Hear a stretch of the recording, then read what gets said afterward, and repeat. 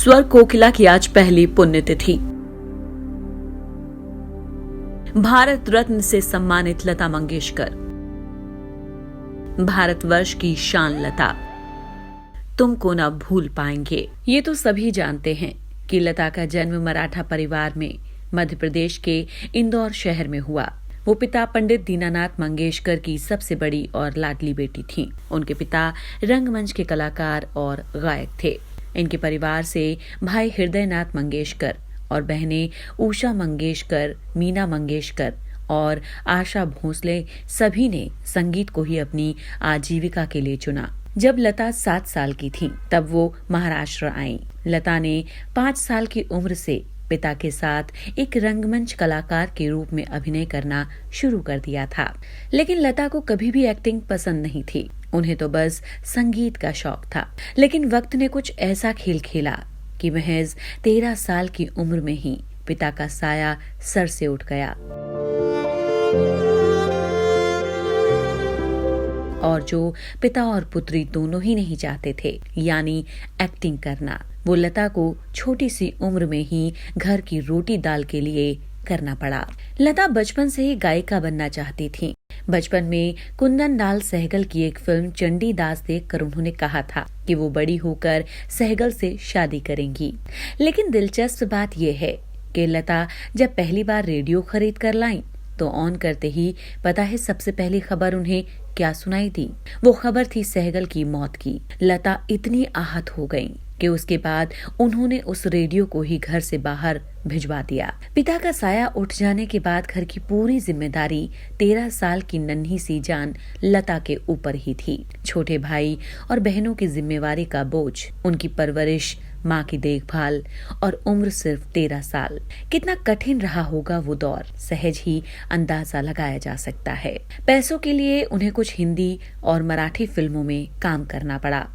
अभिनेत्री के रूप में उनकी पहली फिल्म पाहिली मंगला गौर रही। एक लंबे संघर्ष के बाद साल 1949 में लता को एक ऐसा मौका मिला जिसने उनके जीवन को बदल कर रख दिया। फिल्म महल के आएगा आने वाला गीत से इस गीत को फिल्माया गया बॉलीवुड की वीनस माने जाने वाली उस समय की सबसे खूबसूरत और चर्चित अभिनेत्री मधुबाला पर। और ये फिल्म लता और मधुबाला दोनों के लिए ही बहुत शुभ साबित हुई। इसके बाद लता ने कभी पीछे मुड़कर नहीं देखा।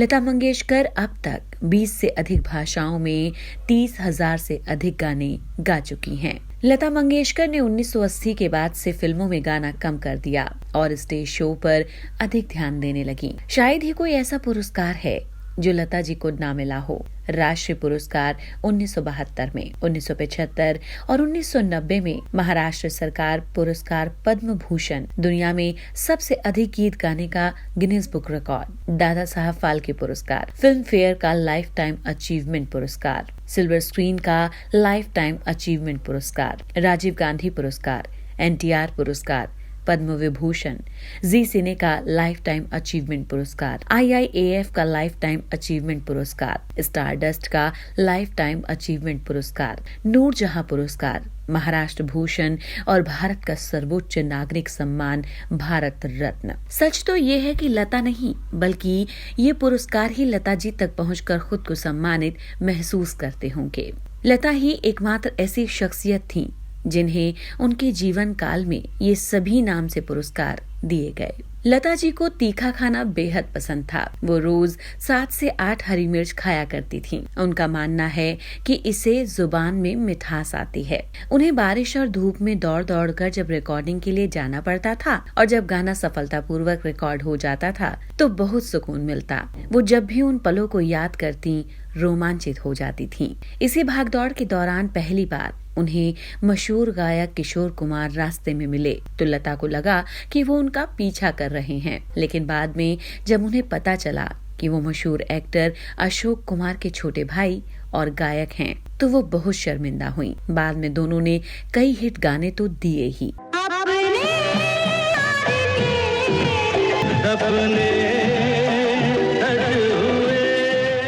निजी जिंदगी में भी दोनों जब भी मिलते किशोर कुमार लता दीदी को खूब हंसाया करते। दोनों इतना हंसते कि कभी कभी उन्हें डायरेक्टर की डांट भी पड़ जाती। तब कहीं जाकर किशोर दा थोड़े सीरियस होते। याद किया दिल ने कहाँ हो तुम। जी हाँ, मशहूर गायक हेमंत कुमार के साथ लता जी ने ये गाना गाया है। लता और हेमंत दा ऐसे ही कई और हिट ड्यूट्स दिए हैं। कहा जाता है कि लता जी को जब हेमंत दा के साथ रिकॉर्डिंग करनी होती तो वो स्टूल पर खड़ी होकर रिकॉर्डिंग करती थी और इसकी वजह थी हेमंत दा की लंबाई। वो लता जी से बहुत लंबे थे। लता जी ने मोहम्मद रफी के साथ सैकड़ों गीत गाए थे, लेकिन एक वक्त ऐसा भी आया था जब उन्होंने रफी साहब से बातचीत करना बंद कर दिया था। दरअसल लता ने गाने पर रॉयल्टी लेना शुरू कर दिया था, जबकि मोहम्मद रफी ने कभी भी रॉयल्टी की मांग नहीं की। दोनों का विवाद इतना बढ़ा कि मोहम्मद रफी और लता के बीच बातचीत बंद हो गई और दोनों ने एक साथ गीत गाने से इनकार कर दिया था। लगभग 3.5 साल के बाद मशहूर अभिनेत्री नरगिस की कोशिशों के बाद दोनों ने एक साथ एक कार्यक्रम में दिल पुकारे गीत गाया। दिल पुकारे, आरे, आरे, आरे, मेरे साथ। लता जी ने पूरे इंडस्ट्री में 2 ऐसी शख्सियत थे जिन्हें अपना भाई माना और पूरी जिंदगी इस रिश्ते को निभाया। मशहूर संगीतकार मदन मोहन के साथ पहली रिकॉर्डिंग के दौरान ही भाई बहन के गीत की वजह से ताउम्र मदन मोहन ने लता को अपनी बहन मान लिया। और दूसरी शख्सियत थे मशहूर गायक मुकेश, जिनके जीवन के अंतिम क्षणों में जब लंदन पहुंचे दोनों मुकेश जी और लता जी साथ में स्टेज शो कर रहे थे। उस वक्त भी दोनों साथ थे। लता दीदी ने कभी सोचा भी नहीं था कि ये उनका आखिरी शो होगा मुकेश भैया के साथ। लता जी की सबसे पसंदीदा film the king and I थी। हिंदी फिल्मों में उन्हें त्रिशूल, शोले, सीता और गीता, दिलवाले दुल्हनिया ले जाएंगे और मधुमती पसंद थी। साल 1943 में रिलीज किस्मत उन्हें इतनी पसंद आई कि उन्होंने इसे लगभग 50 बार देखा था। लता को मेकअप पसंद नहीं था, उन्हें सादगी पसंद थी, लेकिन उन्हें डायमंड पहनने का बहुत शौक था। उन्होंने अपनी पहली डायमंड रिंग 1947 में मात्र 700 रुपए में खरीदी थी। बहुत पहले की बात है। लता जी डायरी लिखने का शौक रखती थी, जिसमें वो गाने और कहानियां लिखा करती थी। बाद में उन्होंने उस डायरी को बेकार समझकर नष्ट कर दिया। शायद लता जी को पता नहीं था कि वक्त के साथ ही वो डायरी अगर होती तो राष्ट्रीय धरोहर बन जाती। नरगिस दत्त, मीना कुमारी, वहीदा रहमान, साधना, सायरा बानो सभी लता जी की अच्छी दोस्त थीं।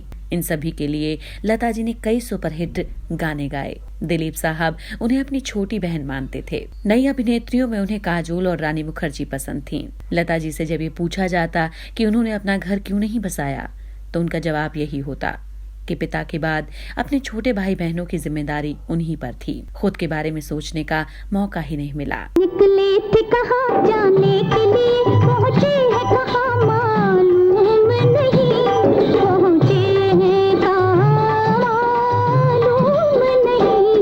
अब अपने भटकते कदमों को मंजिल का निशान मालूम नहीं, मंजिल का निशान मालूम नहीं।